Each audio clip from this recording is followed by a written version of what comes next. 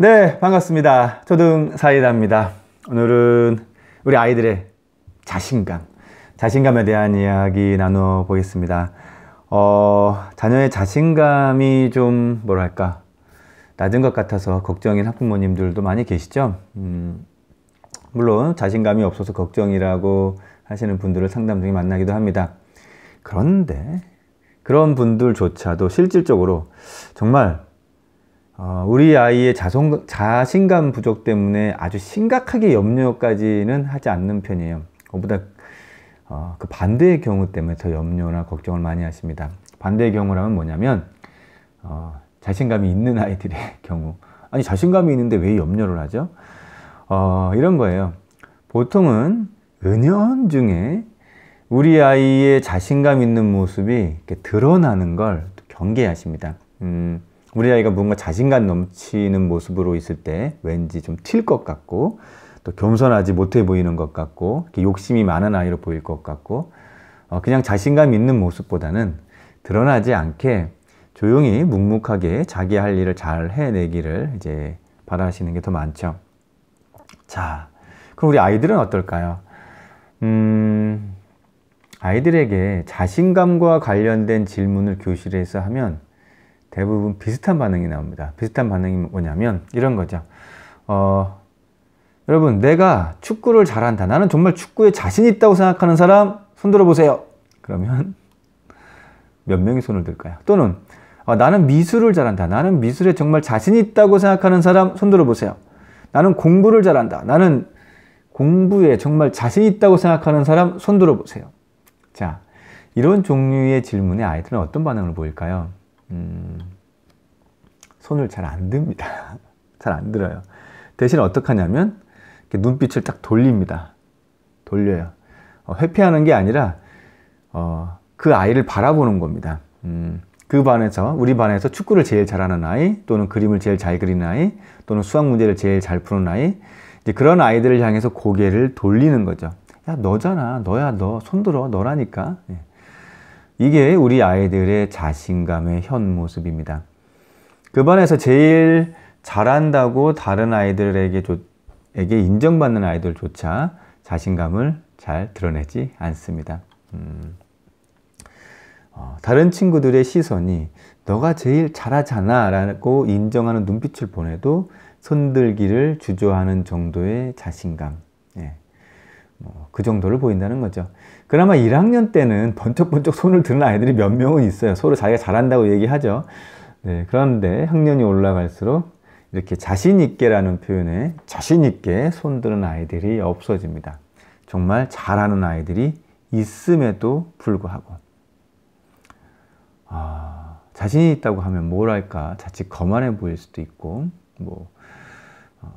그렇게 생각하는 것 같아요. 물론 그런 이유 때문이겠죠.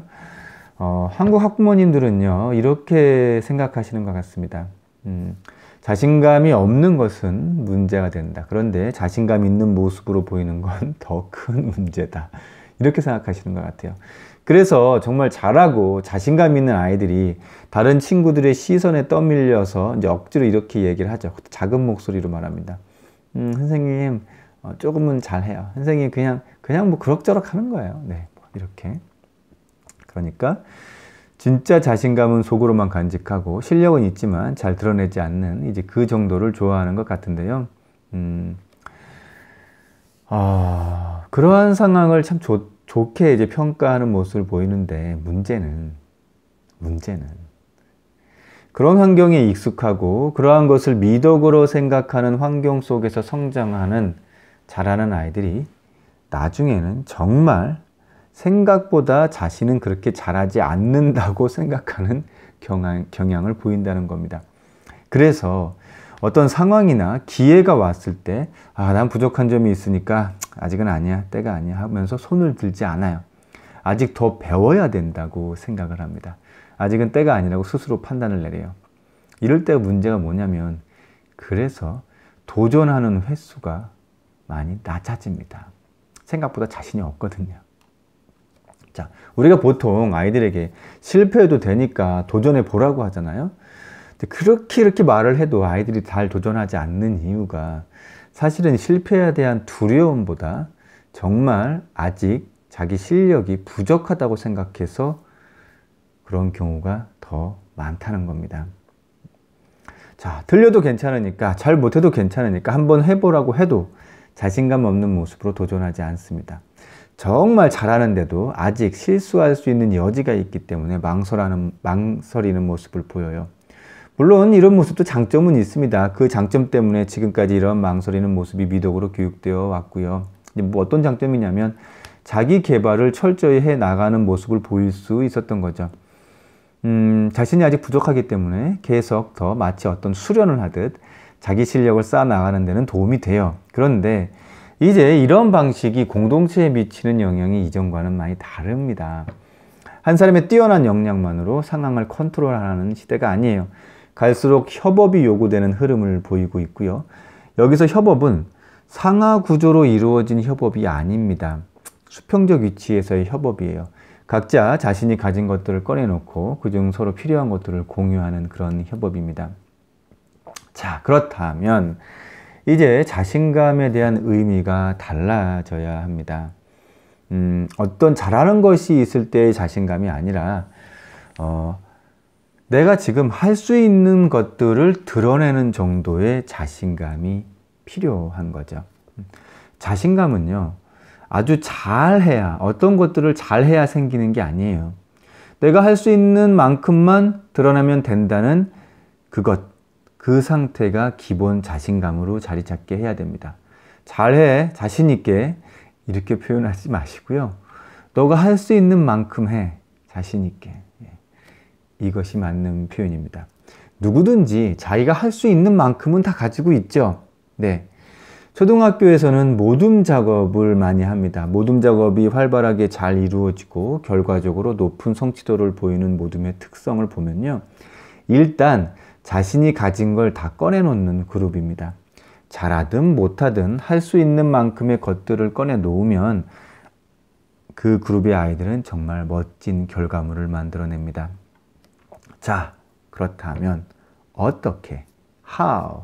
우리 아이들이 자기가 할 수 있는 만큼은 드러낼 수 있는 그런 자신감을 가질 수 있을까요?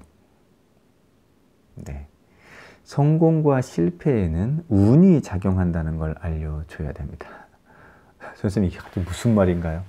물론 살다 보면 성공에는 운이 작용하는 걸 경험하긴 하지만 그렇다고 운에만 맡길 수는 없고 실력도 있어야 하는 거 아닌가요? 네, 맞습니다. 실력도 있어야죠. 그런데요, 지금까지의 교육은 실력이 거의 절대적으로 우선으로 가르쳐 왔어요. 그래서 자신감이 부족한 겁니다. 이런 거예요. 아이들이 매일같이 술래잡기 놀이를 하면서 놀아요. 왜 그럴까요? 술래잡기 놀이를 할 때마다 매번 가위바위보를 하거든요. 운입니다. 어느 날은 운이 없어서 술래를 하고 어느 날은 운이 좋아서 술래를 안 합니다. 물론 그 운도 결국 달리기 실력이 있으면 놀이에서 자기 역할을 충분히 하죠. 이런 겁니다. 달리기만 할 수 있으면, 일단 달릴 수만 있으면 돼요. 꼭 1등으로 달리지 않아도 됩니다. 그래도 술래잡기를 매일 할 수 있습니다. 왜요? 가위바위보라는 운이 있으니까요. 만약 달리기에서 1등하는 아이는 가위바위보를 안 하고 매일 도망 다닐 수 있는 규칙이 있다면 아이들은 술래잡기를 안 할 겁니다. 가위바위보를 해봤자 자기는 매일 술래만 할 테니까요. 달리기 1등을 하지 않아도 술래잡기를 할 수 있는 자신감은 가위바위보라는 운이 작용하기 때문입니다. 자, 그러면요, 선생님, 살아가면서 운이 작용한다는 걸 어떻게 교육할 수 있나요? 네, 실력과 더불어 운이 작용하는 게임을 자주 하면 돼요. 아주 쉬운 예로 학교에서는 가위바위보 이어달리기를 합니다. 이어달리기를 할 때 빠르게 달려서 보통 바통을 이어주죠. 결국 달리기 실력이 우위인 아이들이 모인 그룹이 이겨요. 그런데 그 사이에 가위바위보를 넣습니다. 달리다가 중간에 가위바위보 코너를 만들어서 그곳에 있는 사람과 이겨야 이제 계속 달려서 우리 팀에게 바통을 넘겨줄 수 있습니다. 이렇게 운이 첨가된 게임을 하면 달리기를 잘하든 못하든 일단 뛸 수 있기만 하면 모든 아이들이 자신 있게 최선을 다해서 달립니다. 중간에 운만 있으면 얼마든지 승부가 바뀌거든요. 자, 그럼 집에서는 어떤 놀이를 하면 그런 상황이 될까요? 주사위를 사용하는 보드게임을 아이들과 같이 하시면 좋습니다. 보드게임이 실력으로 이기는 것 같지만 주사위라는 운이 들어있거든요. 실력과 운이 공존하는 놀이, 그것이 사실 실제 세상과 가장 흡사합니다. 우리 조상들은요, 참 지혜로웠습니다. 주사위 대신 유씨라는 놀이를 통해서 그런 놀이를 온 가족이 함께 했죠. 세상의 그런 모습도, 실제 모습도 그와 비슷하다는 걸 알게 되면 30명 한 반의 아이들 중에 1등을 포함한 나머지 29명의 아이들도 자신 있게 계속 도전하게 됩니다. 최선을 다하는 자신감은 실력에서 오는 게 아니라요, 실력과 더불어서 운이 작용하는 세상에서 나옵니다. 초등 사이다를 청취하시는 모든 학부모 자녀분들께 기가 막힌 행운이 오늘 있으시길 응원드립니다. 초등 사이다는 초등 학부모님들과 함께합니다. 감사합니다.